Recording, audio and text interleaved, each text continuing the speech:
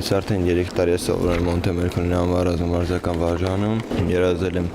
լինեմ սպա, հայրենիքի պաշտպան, հիմա իմ երազանքը շեմին եմ։ Թաթուլն արդեն կատարել է իր մասնագիտական ընտրությունը, պետք է հրետանավոր դառնա, պատրաստվում է ուսանել Ռուսաստանի Միխայլովի անվան ռազմական ուսումնարանում։ Իր երազանքից Թաթուլին մեկ քայլ է բաժանում, այս քննությունը։ Թաթուլը հանգիստ է, շտեմարանի բոլոր խնդիրները պարապել է զինվորական կարգապահությամբ։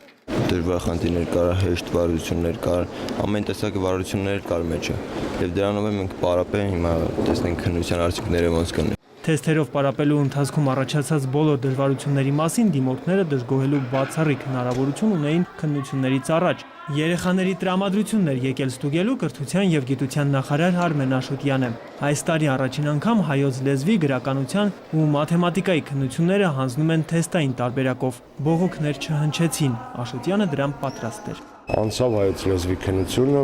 ոչ այդ օրը on-line, առցանց, ոչ հաջորդ օրը թերթերում, ոչ 2 օր հետո ծնողների կողմից մենք գրեթե եւ ոչ մի դժգոհություն չունեցանք։ Ասեմ ավելին, որոշ անդիմադիր թերթեր անգամ շատ նուրբ վերլուծականներով խրախուսանքի ենթարկեցին մեր այս քայլը։ Դրական փոփոխություններ էլի կլինեն, ասում է նախարարը, այսուհետև բուհ ընդունվելը պետք է լինի հեշտ, ավարտելը դժվար։ Ծնողները միևնույն է անհանգստանում են։ Հանգիստ նստի պարապի, ոչինչ բանի մասին չմտածի, այդպես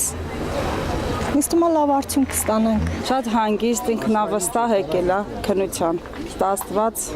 հուսախաբ չլինենք։ Մաթեմատիկայի միասնական քննությունը 5-րդն է, մինչև հիմա ԳԹԿ-ն միայն տեխնիկական թերությունների մասին բողոքներ է ստացել։ Նախարարն ասում է, որ 2012-ը կարող է դառնալ առաջին տարին, երբ թեստերի բովանդակության մասին ոչ մի բողոք չի լինի։ Արսեն Դումանյան, Նարեկ Եղիազարյան, ժամը լրատվական։